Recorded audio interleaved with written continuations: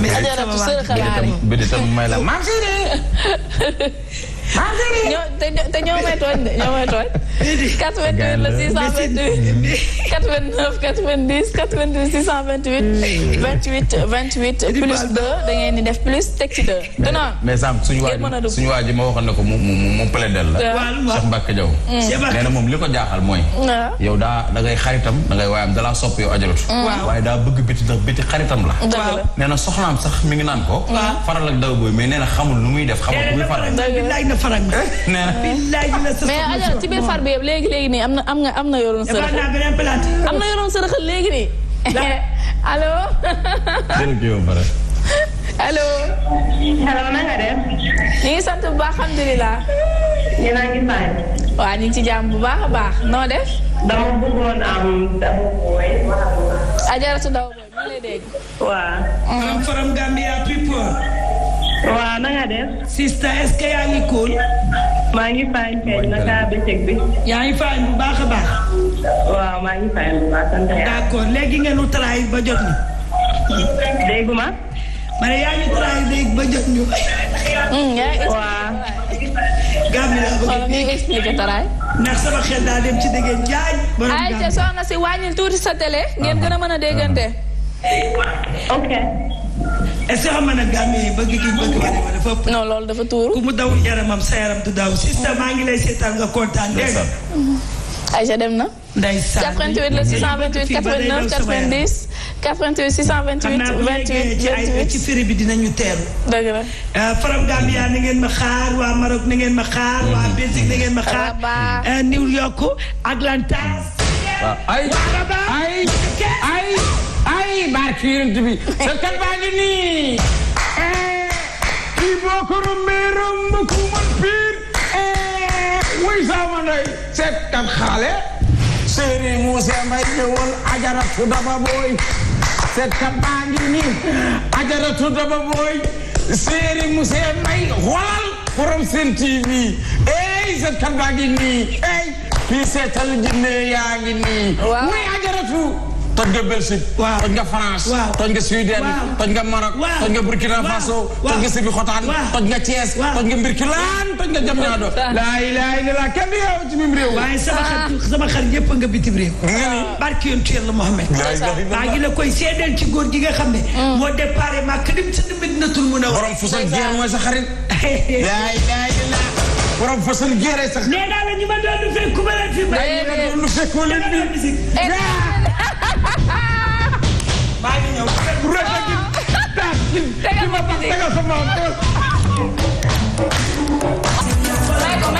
rek ma xoolal ko nii laay taxawee rek xam nga ne jong ma filaan sama yëfa dëggal wax dëgg lu neex macha allah ñi ma doon fekkuma leen déedéet ñi nga doon fekkoo leen fi barki Sëriñ Touba bi ti falti laa dama mën ay ki Sëriñ Touba Rufisque laa dëkk na daa mbappat nag ñëw wut sa Dakar sama tonton dalal ma Alaaji Mandaw gi jëlaat gi bàyyi njongaan nga ñaan dugg Dakar ma ni ñaan dugg Dakar Pape Cheikh Diallo Fatma Teye liggéey ak ma Lamine ak Mbose wane nga ni proposé la Sénégalais yi proposé ma Sénégalais yi ma toog damay taxaw Sénégalais yi accepté la yaa wóor de kenn du yow waa Betty waaw lu tax nga dégg dëgg du neex moo tax ma wax ko Matikaan danaa proposé Sénégalais yi nga toog fa naan yéemani Sénégalais yi ñëw accepté la. waaw yii ma ne bi loolu bu jàlloon na de. yii ma ne ko 2018 la ma wane. 2018.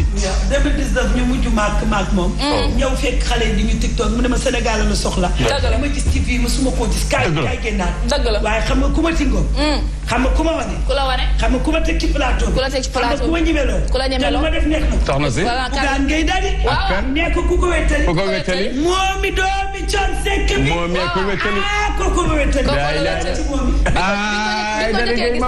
ma ne koy dugg. ki nga xam ne day def tekk di dox doxinu naat di wax waxinu naat ki nga xam ne bu wax ji bare du moom bu jëf ji bare moom ak ki nga xam ne boo ko fekkee bureau bu ñu ne mooy soxna Bougane da nga naan déedéet te simplicité ba modeste ba disponibilité ba déglu nit boo ko message mu tontu la moomee xam àdduna laay laay ki nga xamante ne boolewul dara ki wax bu ko neexoon ne maa moom immeuble Wally Seck la bokk laay laay la vraiment ren mag waaye wane wul de bay coowul génnul télé warul ku ko feeñal warul wane wul kenn musul gis loolu gis nu mu la def bi ma ko jëkkee gis mu accolade ma waaw daal di may yéegal. waaw ma tiit ne ndax damaa juum wala femme bi may seet kan la. waaw ma seen ko la mu sol yére ba yéem ma. waaw na muy defee ndànk-ndànk ba doon naa ko roy sax di bëgg ndànk-ndànk ndax musuma gis loolu. non kenn xamul kenn musul a gis dugg see dama soxna dafa sa baay yéeg si. ndeysaan. ma ne waaw man.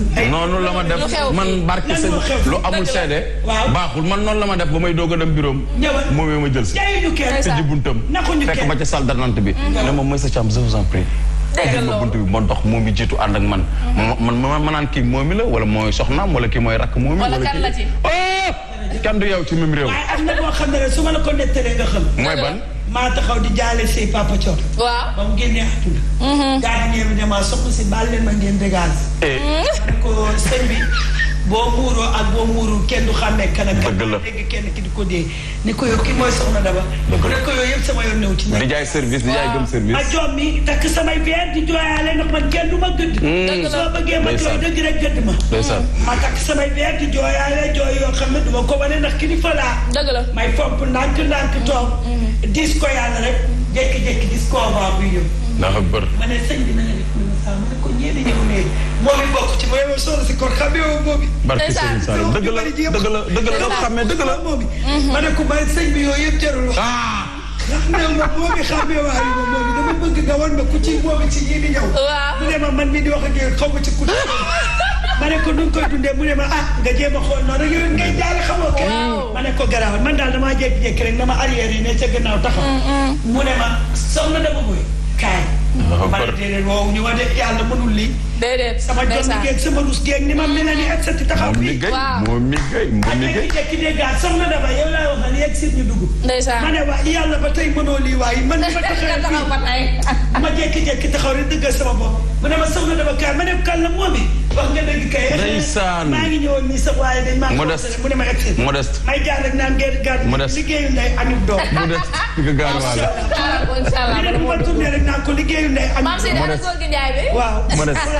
ma dugg see. modeste ne Waly ma ne ko mu ne. modeste. mu ne ko Waly nuyoo la déedéet daa man ko doon gaawtu daa ma xaaral ma woon la Waly nga jaale. ndeysaan. barke yontu yàlla mu xam ne mu ne ko déedéet dinaa ko woon Waly léegi xaaral Waly feex bu délégation bi génnee dina dugg. ndeysaan. mu àdduma ba ci loxo ñëw ba ci faramaar bi jóg taxaw. ne ma aji Daba ma ne ko mu ne ma bu ma sañoon du doon fii. ndax bëggoon naa ñu jàkkaarloo ci neex-neex. ba ma gàddu oto bi jox la ko Waly ma wax lii bët ak bët. maa koy doog a gis. kon ñooñu ki na ju fay seen yaay. dégg nga lool. ñëwal. waa xam ndeysaan. ndaw rafet la bu yeeku moom.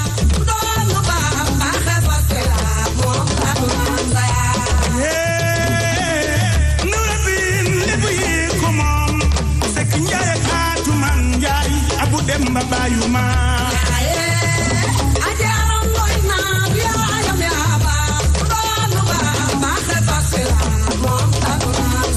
ni juddu suur dafa juddu ci lalu yaayam alal jamaa seet moom Amadou Assane Ndoye sa baay maam Tanoor Ndoye sa maam Njob Ndoye mooy sa maam Gànnaar Ndoye mooy sa maam may xaraak baay Biram Ndoye waaw waaw waaw sama lebo danga doon mu baax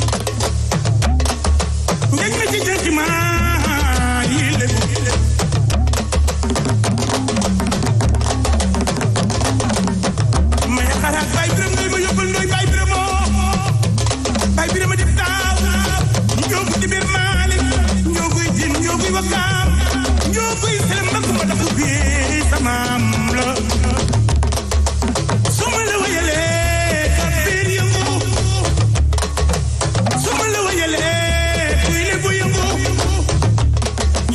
demba xoy mbay demba lat mbay demba xoy kanan noy moy sama may xaraat ay biram ndooy ni juddu suur dafa judd ci lalu yaayam alal jama fek moom waaw waaw waaw kay Mohamed asan nga ba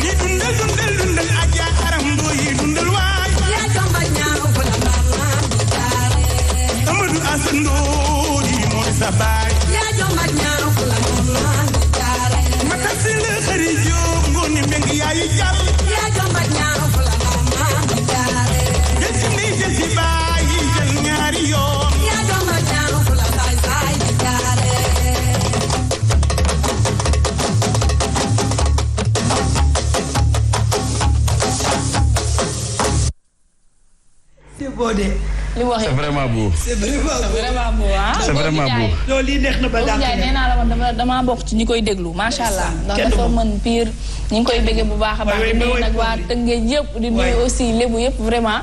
ñi nga xam ne ñu ngi toog jàkkaarloog seeni télé di ñu seetaan. di ci profité bu baax a baax di nuyu kooku nga xam ne sama nijaay bopp la sama xarit la di Souleymane Gissé. maa ngi koy ziar bu baax a baax moom nag ma nga foofu ba. ma nga ba Fuuta côté Mauritanie ñu ngi lay bëgg lu bëree bëri ajaratu moom fi nga taxaw noonu mën nga tàggatoo nii nice na ni nii bëgg naa ko ni waaw instant bi kay yaa doon bàkk waa Fuuta yi de waaw tukkuloo avancé tuuti rek avancé ci micro bi d'accord ñu ngi leen di nuyu ñoom ñëpp waa Fuuta yi nga tudd léegi kenn du ñoom di santaan ñëpp rek di gërëm ñëpp di wax ne kenn jayul kenn ku ci toog sa kër jëfoo lu baax waxoo lu baax auto di def social dimbali woon nit ñi jàppale woon nit ñi dawal nga changé te defi ci lu baax ku deful doo dégg dara ku def dégg ndax ki toog te mënut ku ko mën a rek yaa ko dimbali bu la nit di defal lu baax nag te waxoo ko suy lim ay noonam na la ci boole te it ki la abal bët fi mu la xool loolu rek ngay xool kon moomee nu gunge waaye buggaanu tuuma looloo waral rek tey mu demee nii te plateau bi ñi ci nekk ñëpp ku ne xam nañ ne ay responsable lañ waaye la ñuy wax ci seen xol la jógee ndax dañ leen koo jëfal ku ci mel ni Betty Fall ku ci mel ni Maysa Thiam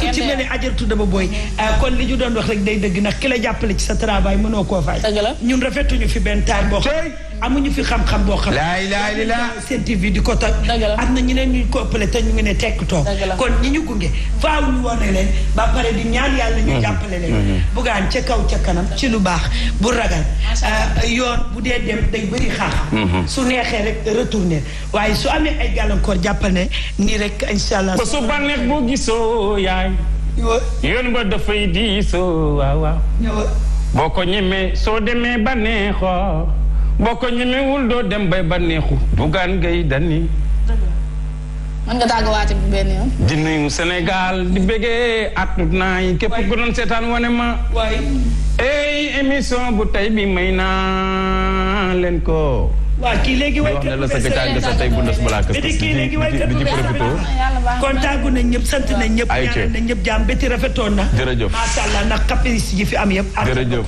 Adjaratou Daba Boy na ko te lii rek mooy liggéey jërëjëf xool mooy liggéey ngay maîtriser di àddina amul solo àddina amul solo kon Fatou la yàlla na yàgg di jàkkaarloog yaa ngi kontaan naa ci yow madame Baye kenn du yow jërëjëf di bëggee ñëpp di wax ne nañuy ut saa su nekk promotion émission bi rek moo waral saa su ne nu métti métti rek dañ koy attan benn 1h30 la yàggul di bëggee ñi nga xam ne ñoo nekkoon ci régie bi waaye du ma fàtte sama jigéen yi nga xam ne ak sama góor ñi ma doon seetaan di samay xarit ku ci mel ne Ayta borom Kébémer mi ngi may bëggee bu baax waaye du ma fàtte ki nga xam ne mooy borom Kër Massar sama yaay Fall bi mi ngi doon suivre émission bi léegi ñoom ñëpp ñu ngi toog du ma fàtte Fat Baara mi nga xam ne taalibe Serigne Saliou Mbacke la kenn la ci man waaye borom Pikine Icotaf ñu ngi koy siyaar bu wax sama yaay Fall bu ñaawul boobu nga xam ne kenn la ci man di bëggee ñëpp di leen wax ne tàggoo bi nag du gudd ndax fi ma génn ci blouson koo xool xam ne Diack confection moo ko jaar ndaanaan bi borom société bu mag bi di defar ay blouson ay maillot ay loisirs yu am solo doomu ndeyu góor a taalibe Serigne Saliou ayca bëggee naa leen ba beneen yoon ñu ngi leen di bëggee bu baax a baax merci beaucoup Meissa Thiam merci aussi à Adjaratou Daw Boy maa ngi leen di jaajëfal bu baax a baax ndax nag émission bi neexal na lool te itam wéttali ngeen ma bu baax a baax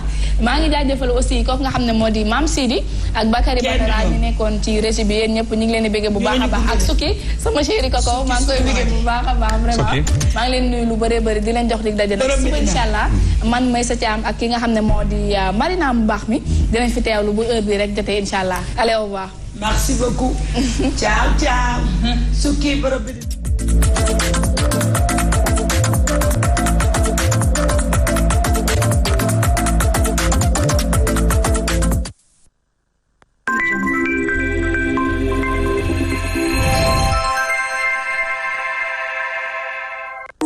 Bientôt sur Sen TV.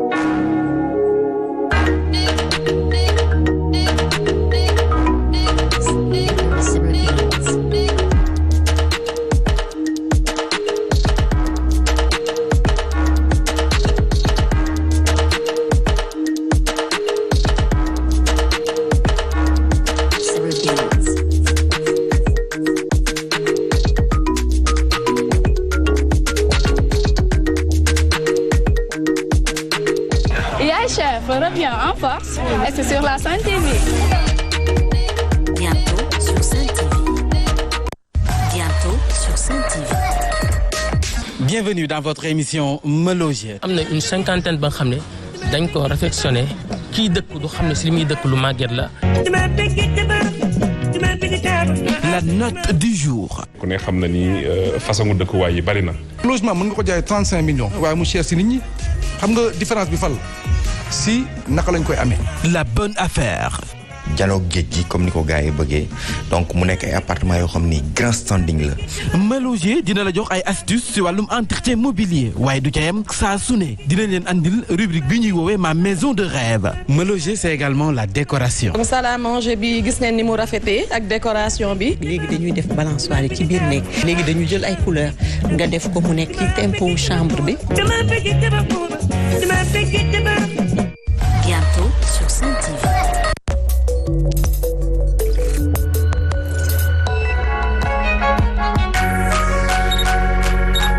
Fontec lu bees tàkk sur la chaîne leader bu ñu déggee Fontec nag xel dina dem ci téléphone waaye dina voyager aussi ci technologie dinañ la fekk fi nga nekk yow moomu nekk le partenaire de la marque yaa xam fabricant nga yaa xam da ngay jaay lépp loo xamante ni ci wàllum technologie la Fontec dina ñëw ak yéen ci li nga xamante ni moo di Easy Life comment le téléphone nous facilite la vie mu di ay application yoo xamante ni dañ koy retrouver dans le téléphone waaye aussi duñu fa yam comment utiliser les réseaux sociaux waaye tamit dinañuy ànd ak suñu ay partenaires pour wan leen seeni offres les plus alléchantes yi nga xamante ni moom la ñuy proposer Fontec ne vous le faites surtout pas raconter c'est sur la chaîne leader.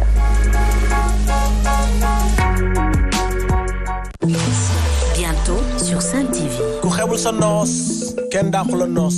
ku la joxoon 10 000 francs lan nga ciy noosee. 10 000 francs. 10 000 francs. fu réew mi toll damay ànd ak sama doom dem resto. xanaa dem jënd ci dibi bu baax rek laal benn pressia toog. jënd ay ginaar yóbbul ko sama waa kër yi. dem débiteri jënd yàpp bu baax teg samay boisson wala samay kanet ma pare naan sama meew bu sedd guy. dugg ci marché bi rek jënd sama yu bees tàkk fas yéene koo week-end rek. boo xeebul sa noos yaa ngi noos. ku ci noosul daal ci yow la. ku xeebul sa noos.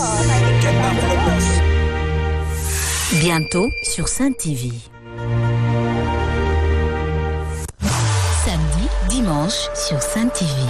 tey dañu ñëw si nebedaay nebedaay moom ngeen di gis nii xob bi li mooy xobu nebedaay muy garab gu am njëriñ nag une plante très nutritive moom def naa njëriñam foo ko appam nebedaay weesu na ko. moo ki jël kaasu meew yi gën a toll nga am si calcium dafa riche en calcium en magnésium en manganèse en phosphore en potassium en zinc lépp loo gis si ferñeent mi daje na si nebedaay wàllu sëy wàllu kàttan reen bi ngay jël ak reenu keng ñetti reenu nebedaay ñetti reenu keng ngay baxal ba mu ñor si lii sa ndox di ko naan par genn wàll kaas. koo xamante ni gis-gisam dafa commencé wàññeeku nay jël ni ma leen ko waxee si glaucome bi rek tóotóor bi wala doom bi xooj ko ndox di ko tuufoo boobaa bu dee tóotóor bi da ngay cof rek benn xob ndax dafa xaw weex si genn wàll kaas ngay natt tolloog. hypertension xob bi ngay jël xob bi mais da nga koy boole xobaraat ngay ti fu nekk loxo baxal ko si lii sa ndox 5 minutes nga. Samedi, dimanche sur Sen TV.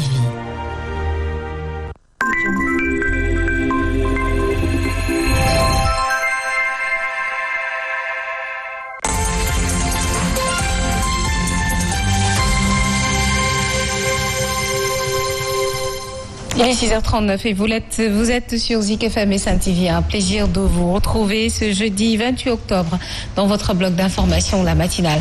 Nous démarrons avec les titres du journal. Soham Wardini ne se laisse pas amener à l'abattoir. La maire sortante de Dakar a fait face à la presse après plusieurs jours d'imbroglio autour de sa candidature dans Yewwi Askan Wi. Ses propos à suivre dans ce journal. Le Parti socialiste adjace au bord de l'implosion. À l'origine, le choix porte sur le candidat de l'APR qui ne fait pas l'unanimité au sein de la formation dirigée par Aminata Mbengue Ndiaye.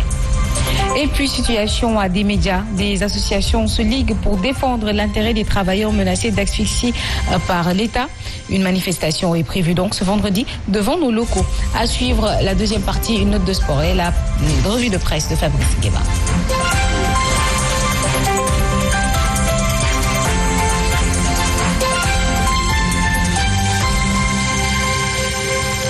Bonjour à tous, sachez que c'est un immense plaisir de vous retrouver dans votre bloc d'information, la matinale sur Zik FM et Sen TV. Comme vous l'avez senti aujourd'hui, ou comme vous l'aurez en tout cas, on va dire, Mame Mbaye Ndiaye est absent, donc il a perdu son père hier dans la matinée. Ma di ko jaale bu baax baax di jaale waa këram au nom de toute l'équipe de des médias mu nekk naqar ak tiis boo xamante ni ñu ngi koy bokk ak moom bu baax a baax sama xarit boobule yàlla na la yàlla may xolu muñ seeni waa kër yàlla na ko yàlla xareel àjjana ci barki Seydina Mohamed saraxam yàgg bu baax a baax ci seen loxo. Birahim Diadji Touré maa ngi lay nuyu bu baax. maa ngi lay fay di la nuyu mboolem ñi ñu bokkal plateau bi ak auditeurs yu Zik FM téléspectateurs yu Sen TV ni nga ko waxee nag muy tiis boo xam ne ni dalatina ci kër gi lañ ko mën a wax ndax ñàkk waajur lu fort la yàggul dara ñu bari si ñun am na ñoo xam ne ñàkk nañ fi seen waajur ku ci mel ni Fatoumata Diop Aïssa Ñing Chimère Diop waaye tey bu dalee ci kaw kii di Mame Mbaye Ndiaye nga xam ni bés bu set ñooy nekkandoo fii ci matinal bi ñu bari di ko ràññee ci sa wet ràññee liggéeyam ci wàllu woowu dañu koy jaale di ñaan suñu borom mi nga xam ni dara tawu ko te li mu yore da koy jagleel doomu aadama suñu borom xaare ko àjjana moom mi nga xam ni moom moo wàcc liggéey di Ahmed Diallo Ndiaye di waajuru Mame Mbaye Ndiaye di ko masawu moom ak njabootam démb dem nañ fa wax dëgg mu doon loo xamee ni nit ñi rafetlu nañu taxawaay bi nga xamee ni déjà moom am na ko Mame Mbaye te xam nga yar moom dañ naan waajur mooy yar bu la waajur yaree na ngay mel ci kanamu nit ñi mën nañ jàpp ni yar biñ la yar baax na te kon mën nañoo jàpp ni waajuram boobu nga xamee ni moom moo fi bawoo yar na ko ci anam yi nga xamee ni moom mooy yi gën dañu koy masawu bu baax a baax di masawu njaboot gi ñu fa fekkoon yëpp ak ñëpp ñi nga xamee ni daal ànd nañu ak moom doon nag ku jullite ndax bu ñu demee ba ci jàkka ji sax nee nañu moom daawul jóg ci jàkka ji daanaka bokkoon na ci ñi koy organiser bokkoon ci ñi fa doon gën a fës ñuy masawu daal suñu mbokk moom Mame Mbaye Ndiaye ak waajuram mi nga xam ne moom moo fi bawoo ni ki démb di ñaan suñu borom mu xaare ko àjjana firdawsi. Bonjour Mamadou Fofana. Oui, bonjour à vous Yacine, bonjour à Birahim Touré, bonjour à Siré, bonjour également à Fabrice. xam naa damay wax rek ci li nga xam ne ñun ñëpp a ko bokk mu di tiis nga xam ne dal na ci kaw suñu collègue di nit ku baax nag Mame Mbaye am njëriñ lool nag ci kër gi tamit parce que démb Ahmed mi ngi ko doon rappelé ba ñu demee denc waajuram ba ñibbisi muy taxawaay bi nga xam ne am na ko ci kër gi donc moo tax nag ñu koy ñaanal waajuram boobu yal na ko yàlla yërëm te xare ko àjjana. njaboot nga xam ne bàyyi na ko fi tamit yàlla suñu borom teg ci loxoom ba nga xam ne duñu yëg demam c'est vrai que nag ñàkk waajur moom dafa metti rawatina complicité bu amoon seen diggante parce que Mambay képp ku ko xam-xam na ne papaam xaritam la donc wax dëgg yàlla nu ñu meloon loolu yëpp xañ na dina ko manqué waaye yal na ko yàlla may xolub muñ ñuy nuyu ñëpp di ziar ñëpp ñi nga xam ne saa su ne ñu ngi nuyu safoo duñu seetaan di leen wax excellente matinée. Aywa Siré. Waaw bonjour ça va. Linguère Yacine ça va bien ça marche d'abord di jéggalu pour absence hier bi quoi dama xaw a biddanti démb ñi ñuy seetaan ak ñi ñuy déglu ak gars yi ma bokkal plateau bi vous avez tous les droits sur moi et j'ai tous les devoirs envers vous dont celui d'être là niveau matinal bi. Deuxièmement mooy tiis bi dal fii man dama nekk classe ñu ne ma benn message quoi sama benn copain yi benn message di ma jaale quoi. Donc ça m'a vraiment perturbé Mambay nit ku baax xam nga souvent dañuy wax yaru dañ koy xaar ci xale mais Mambay ce que je retiens de lui c'est-à-dire que nit ku non seulement dafa yaru mais aussi mën li muy def ba pare laabir ci quoi. Donc man mi ñàkk sama baay xam naa lan mooy baay quoi. Donc yàlla na ko yàlla may xolub muñ d'abord. ay ji daw làqu bi yal na ko yàlla xaaree àjjana. allahumma amiin yal na yàlla teg loxoom ci njaboot bi fi nekk. Mambay yal na ko yàlla taxaw may ko xolu muñ. mu ñibbisi ak jàmm ak salaam. merci beaucoup Siré. Bonjour Fabrice. Bonjour. Oui, je vais faire comme vous hein. Ouais. Et je vais plutôt embrayer suite un peu à ce qu'a expliqué Siré. Parler de la personne de Mambay, en fait, c'est le fruit du travail de son père. Et ça veut dire que le pater, son passage sur terre n'a pas été vain, ni bénin. Donc c'est important avoir mis au monde un enfant, lui inculquer des bonnes manières, vivre en société, c'est aussi un travail que Dieu. Nous sommes parents aujourd'hui. Hier, on était enfants, on sait ce que c'est. Par contre, je partage sa douleur parce que perdre un père, c'est une expérience aussi douloureuse. Il y a des expériences qui ne se vivent que individuellement. Mais nous ne pouvons que partager sa peine.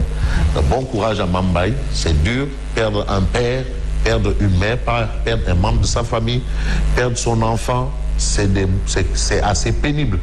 Mais vous savez, la décision divine, elle est imparable. Nul n'y peut absolument rien.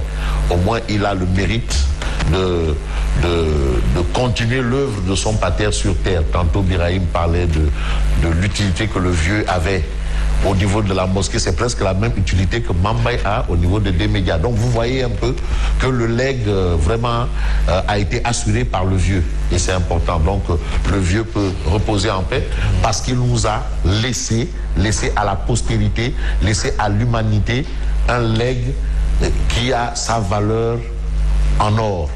Alors, peut-être que on va peut-être écouter aussi les témoignages de Ouattarafiq, oui, parce qu'ils en font partie. Oui, ils en font partie, tout à fait. C'est avec Abba Diatta.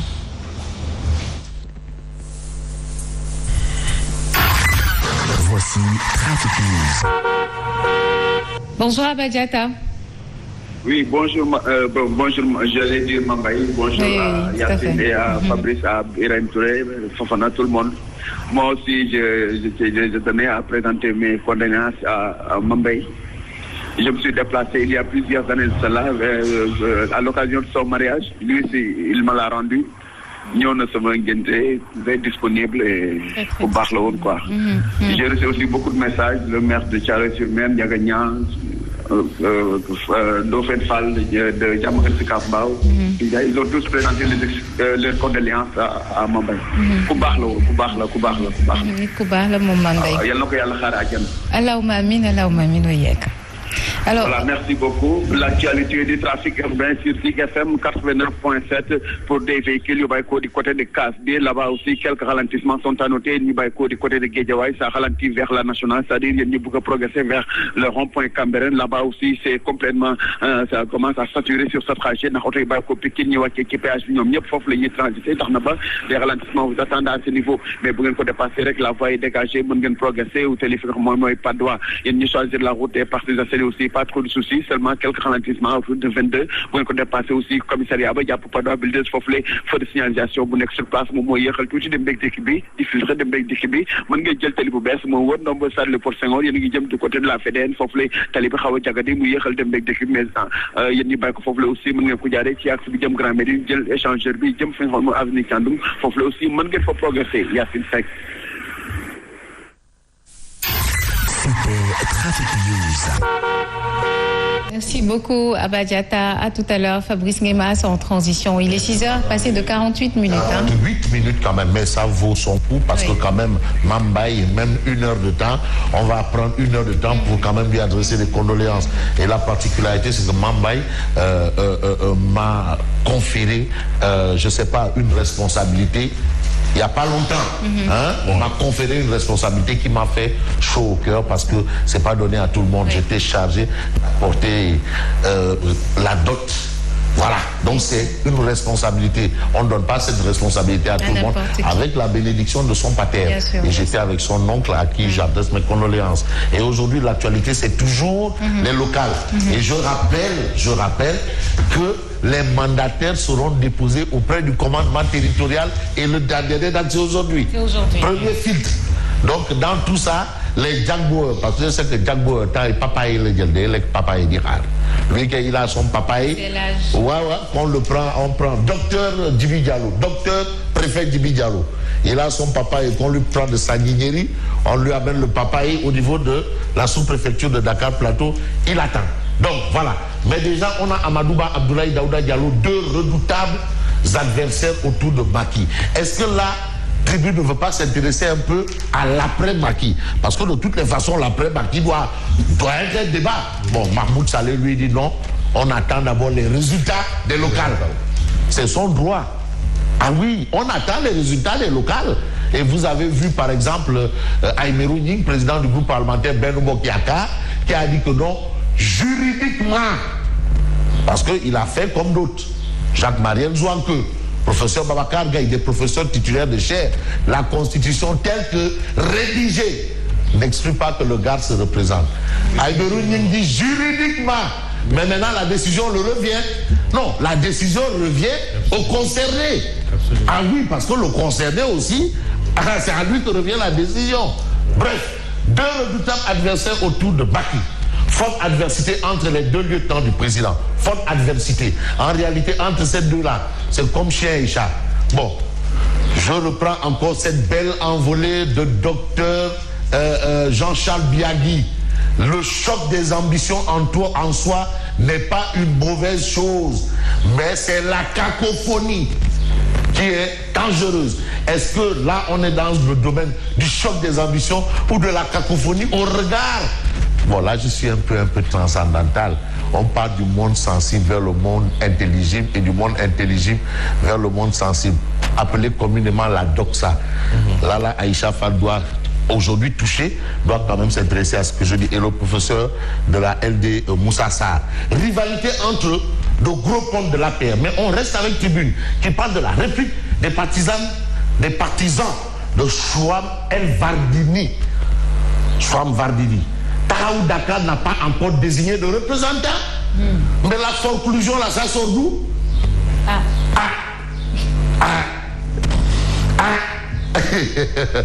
Ah non, il faut bien... Et le temps passe. Il faut bien débattre. Parce que je vous ai dit que Jack Bauer, il a choisi de manger du papaye en attendant qu'on dépose. Au gouvernement, on va déposer. Il y en a qui ont déjà déposé. Un peu partout, hein. Attention. Il y a des gens ils ont l'expérience du passé. Voilà. Comme j'aime bien cette envolée de Merbi, je ne vais pas citer son nom, on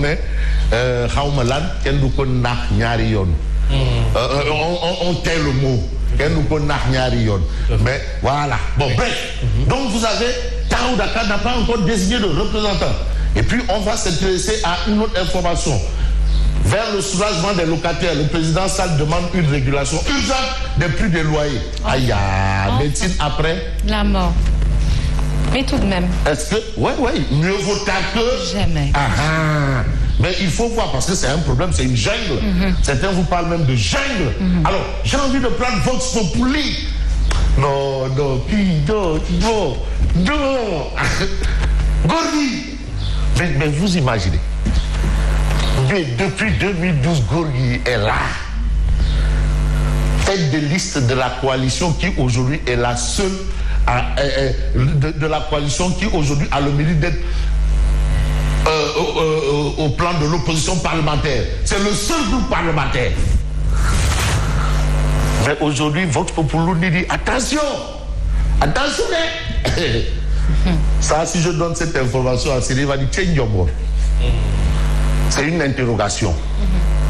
Wad, la botte secrète de Walou à Dakar.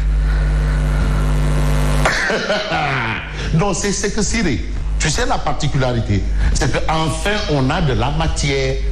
Non, c'est qu'à un moment le débat c'était oui, Golobot ne doit fi, Dinanan ne fait, Kanyagar ne fait. Mais là maintenant on a de la matière. C'est-à-dire il faut réveiller il faut secouer les méninges. Et je sais que Tierno Birahim, lui, il peut être maire de Saint-Louis, hein. Ça, il le sait. Ouais, il peut être maire de Saint-Louis. Il peut demander la mairie de Saint-Louis. Et Sika Liberté aussi, hein. Bon, pas la mairie.